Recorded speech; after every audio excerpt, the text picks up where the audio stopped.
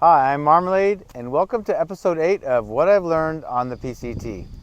So again, we have 4 really great questions this time. Like I said, episode 8, so we're looking for more questions, so bring them on if you have them. Just put them in the description box below. And let's get started with question number 1, which is from my friend Eric Klein. He asked me a while back, what's your preferred method of filtering water? I'm a fan of the Be-Free water filter by Katadyn. So, and we have a cold, kind of rare, cold, breezy day, so I'm going to be fighting the wind here a little bit. But and let me show you my water kit in general.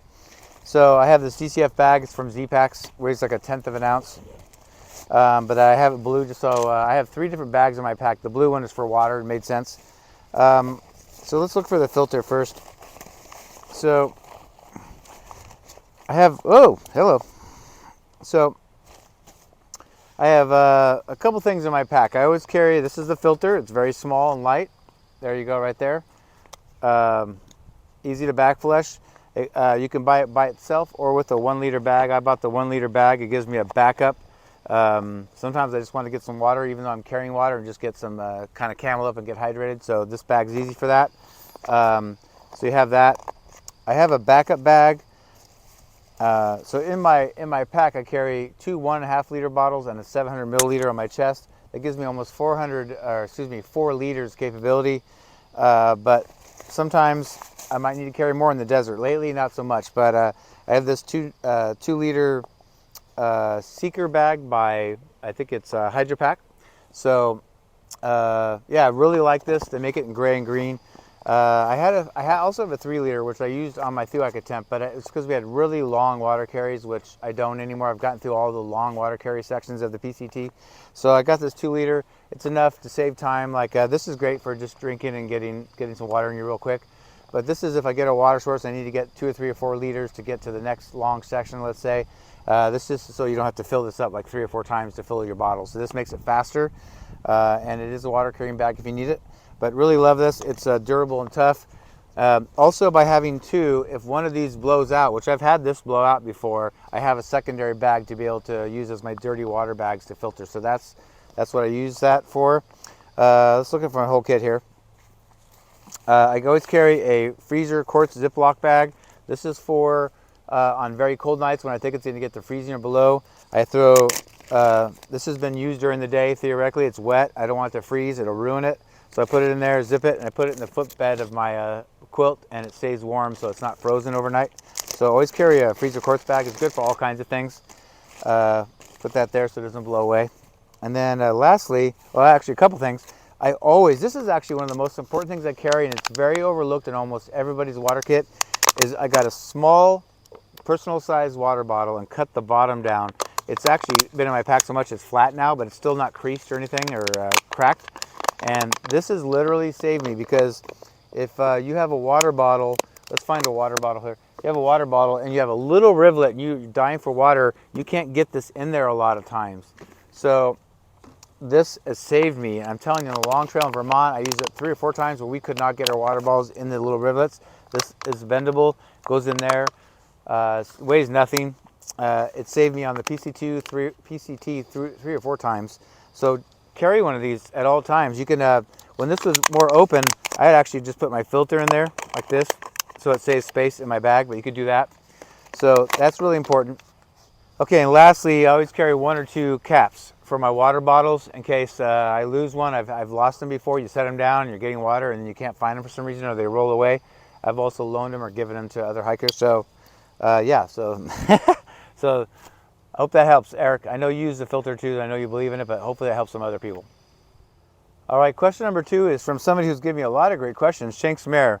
Shanks asked, and I like this question, have you seen many older hikers on the PCT? Maybe you can talk about the demographics on the trail.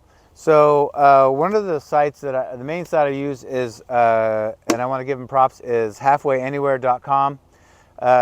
Once you get in the system, then you get a survey as a hiker. I signed up after 19, and then every next year they survey all the hikers from the previous year. Now, it's of course not going to be every hiker because some people don't participate. Usually they get between 400 and 800 to 1,000 people, and so it's great to see the demographics.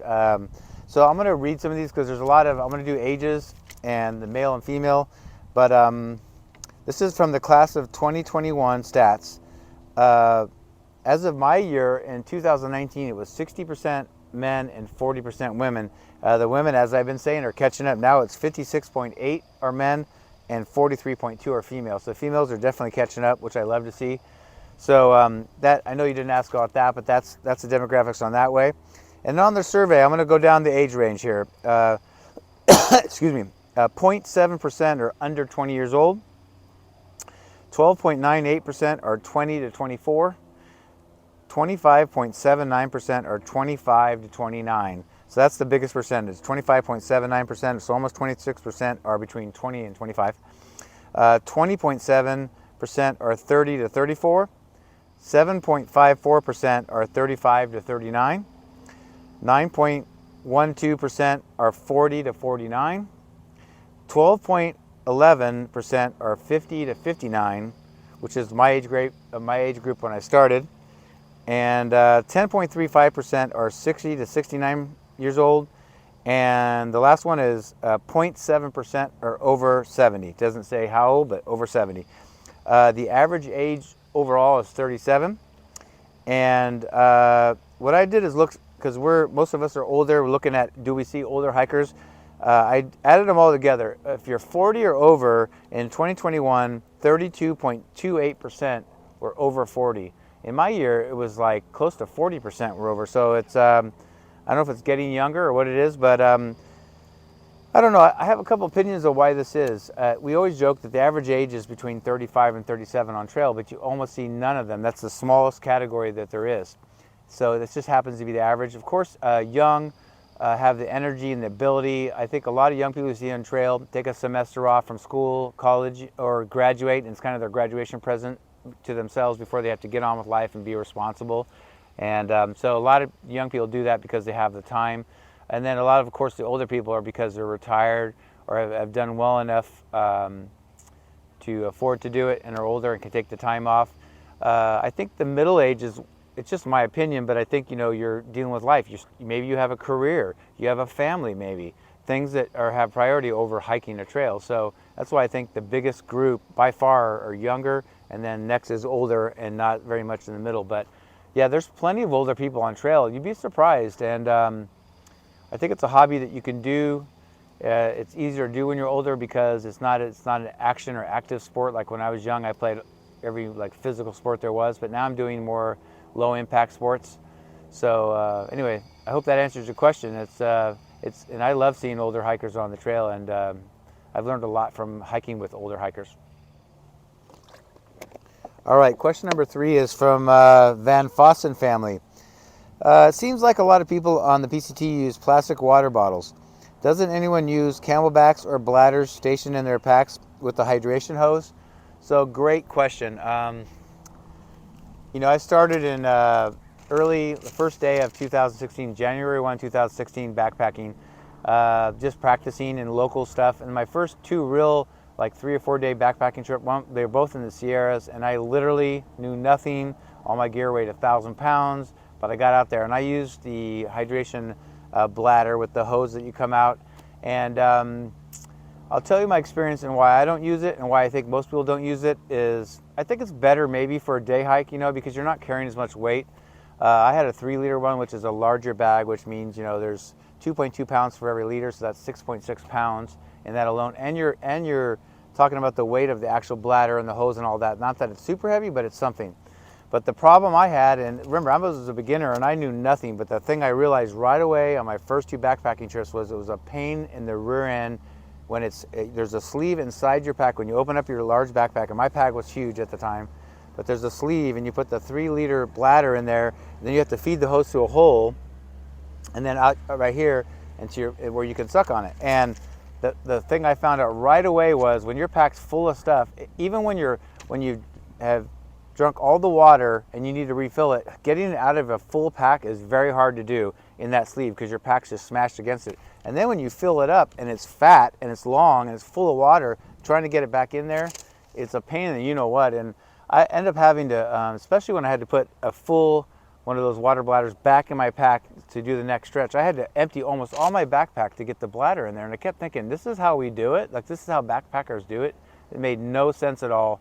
until I started doing, after that I did those 2 trips, and I still had the bladder, I still was kind of stuck with it, but I started hiking with people that were doing the PCT, and then almost nobody, if not nobody, had those bladders, and it's just bottles. I'll show you what I carry. Doesn't matter, almost on any trip, this is what I carry, and it's through trial and error. I used to have, this is the 700 milliliter, so it's just under 1 liter that goes on my chest right here. I would go taller, but then I hit my face on it, so I use that 700 milliliter, have coffee and things like that, and electrolytes in there. And then I carry 2 1.5 liter bottles. I just posted it a few days ago, was after Thanksgiving, we did 3 days on the PCT. I only brought 2 of these, and then put my chair that's kind of a luxury item that I put in the other side pocket, only because I knew the water was close enough I didn't need to carry this much. But on the PCT, I never know how long the carry is going to be out there, so this bottle weighs 1.1 ounce with the cap. This weighs 1.7 ounce. I'm talking empty. I have a little water in there so they won't fall over or blow away. But so when they're empty, I'm not carrying an Nalgene bottle. I'm not carrying the bladder that's stuck in my pack that I have to spend all that time getting out of. These are simple. They're super cheap, easy to use, easy to refill on the trail, and they're very durable too. And if they get damaged, I mean, you just go to the next convenience store on the trail and you get a new one. I've seen people they fall out of the pack sometimes and roll down a cliff and you lose it, or it gets in a river and washed away. Well, it's a bummer, but it's not going to cost you a lot to refill this at the next store. It's not hard to find bottles of any kind. These are the brands I use because they're pretty tough. As I just said, I don't use the Sawyer filter, but the Sawyer filters are threaded to fit on here. So theoretically, your bottles, maybe you could have one that's your dirty water bottle, which means we call dirty water bags or bottle means the one that always goes in the water source. You'd never ever want to put all your bottles and cross-contaminate them. You always want to have one. I have bags. You saw the rubberized bags I have. Those are my dirty water bags. I always put the filter on there and then filter the clean water into these. But a lot of people that use bottles and don't have a bag, they'll have one bottle like this, let's say, or a 1 liter bottle, and they can just screw the Sawyer right on there, and that's their dirty water, and filter into the other ones. You can even drink right through the filter. Oh, and the last thing I'll talk about with the bladders and the hose, it is, like I said, a pain to pull the hose out and kind of unfeed it. Not that it's hard, it just takes time. But also, I personally, I don't know why this is a thing, but you have the hose here, and then you sip on it once in a while. That first foot or foot and a half of water is boiling hot if there's sun out, because it just cooks in the sun. And so you have to drink about a foot and a half of water that's hot, unless you want to pour it out, which is wasting water. So I didn't like that. I mean, I know they sell neoprene sleeves that go on the tube so you can keep that from happening, but the whole thing was, for me, a pain, and I didn't want to deal with it, and I've never looked back. Thanks for that question, by the way. That was a great question. All right, the fourth and final one is somebody that goes by New Hampshire. In your opinion, what's the toughest things about thru hiking? And I love this question because it's not PCT specific, and it's kind of a loaded question. I'll try to articulate it. I was thinking about it, and maybe I'll think of more later. I think of 3 things that make it the toughest, and I'm going to go third toughest to the first, the hardest one. And the third one is obviously the physical. I mean, let's talk about the PCT. It's Mexico to Canada. You hike the full length of California, Oregon, Washington, and it is not easy. It's not hardly ever in the flat lowlands. It's almost all, it's called Pacific Crest Trail because you are in the mountains the whole time. I think it's like life, right? Whether you go into work or your days off, some days you feel good, some days you're tired, some days you have a headache, all that kind of stuff you have, and you have it on trail. It's harder to sleep too in a tent, on hopefully air mattress that's not leaking like mine, but it's hard to sleep in a tent. I have a hard time sleeping. I don't sleep very long before I have to keep rolling over, and right now I'm having to blow up my air mattress every hour. And so there's a lot of things, it could be windy and the tent's really noisy, so you end up waking up tired. It's like you would in real life, but you've still got to hike 15 to 25 miles a day whether you like it or not. And so the physical is very, very tough. It compiles on itself. Sorry, I had somebody interrupt me, but yeah, so the physical is obviously the obvious one, but I think once, like every sport or whatever, once you do it over and you get in the grind, you get in such great shape, and as long as you're not having physical ailments, that the physical almost becomes one of the last things. But anyway, that's the third toughest for me. I think second for me, remember, this is my opinion. We're all different, so if you do me a favor, don't correct me. This is just how I feel. But second to me is weather, because I mean, you know how it is. It's like we don't even leave our house sometimes to go out and do errands when the weather's crappy. Imagine out there hiking for 12 or 10 hours. And temperatures, winds really tough. super hot, super cold, rain, snow, muck. We have to ford rivers, and the weather just, it makes it hard. It makes it really hard. I mean, the people that start late in the desert deal with over 100-degree temperatures. I mean, it's hard enough to backpack when it's cool out, let alone when it's hot. And so, and it just, you can add the weather. It's included with mosquitoes. That's kind of during a certain part of the weather season. But yeah, the weather makes it very tough, and it can just wear on you, especially if you have multiple days over and over and over again, especially if you're, to say, late in the season, you're getting up towards Canada, and you're either slow or you started late and you're getting up there near the end where winter's starting. Yeah, weather is number 2 for sure. And what did I put for number 1? The emotional and mental side of it, of thru hiking. That's really what it's all about. I think if you know anything, you see that what human beings are capable of doing, like things that people do, like world records and things like that. It's things that I can't even fathom doing, but we're amazing creatures or animals. I don't know what you call us, but humans are. And you're able to will yourself to do just about anything. So with that said, I had made a list kind of some of the things that make it hard. Some of them I already mentioned. It starts off, what if you have multiple hard days in a row, or, we all have bad days on trail, but what if it's over and over again? Things like weather, or your gear's failing, which happens a lot on the trail. Maybe your knees hurting. My shoes were wearing out. I wore them too far before replacing them, so my feet were killing me. I've had it where I'm sick of my food. I put the exact same food in every single resupply box. I didn't get a resupply box at every resupply, some I bought in town, but where I did get a box, it was the same food. I was sick of it after 2 boxes. And I'm like, oh my gosh, I had 13, so I had 11 more to deal with. So stuff like that. And probably the number 1 is missing home and missing your loved ones and people you care about. I think when you're going through anything tough, we know this, right? Anything tough, we normally rely on our loved ones and there for support and things like that, and they're not with us. And so I think that's the hardest part. I know I miss my son a ton. My son's grown. I still, he's a very independent person and spends a lot of time not with me, and he's local, but I still miss him to death. I mean, he's my only family left. I have no family left on both sides of my family, and so I get on trail and man, I miss him. And it's a venture that you've signed up to do, and you have to compartmentalize and just know that just get through it every day. And then when I get to service, or if I can text with my Garmin, maybe reach out and get a little love from the family or something that keeps you going and not missing him so bad. But yeah, that to me are the 3 hardest things. I hope that answers your question. Obviously, it's a personal thing and we're all different, right? So what's hardest for me, I'm sure some of you are going to tell me what's hardest for you, but that's what's hardest for me and what has been the hardest for me. The more I hike, though, the more I get strong in all those areas, and I think the secret to thru hiking is you really have to love it. You have to love it.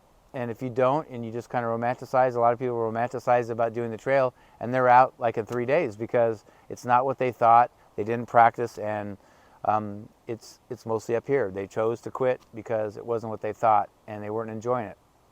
All right, that is it. I hope you enjoyed those.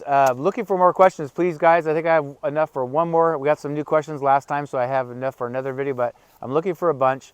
It could be about anything from gear to food to mental, emotional side, or I don't know. I don't know what you guys are wanting to know or what you think about thru hikers. Even if you're not one and you don't want to do trail, what are your questions or what have you wondered about that we do? And that's about it. Please subscribe. And like the video. The liking really helps with the algorithms. It sends it out to more people if you like it, even more than subscribing, but please subscribe anyway. And then hit the notification bell in the upper right of my profile page so that you can be notified every time I have a new video. And that is it.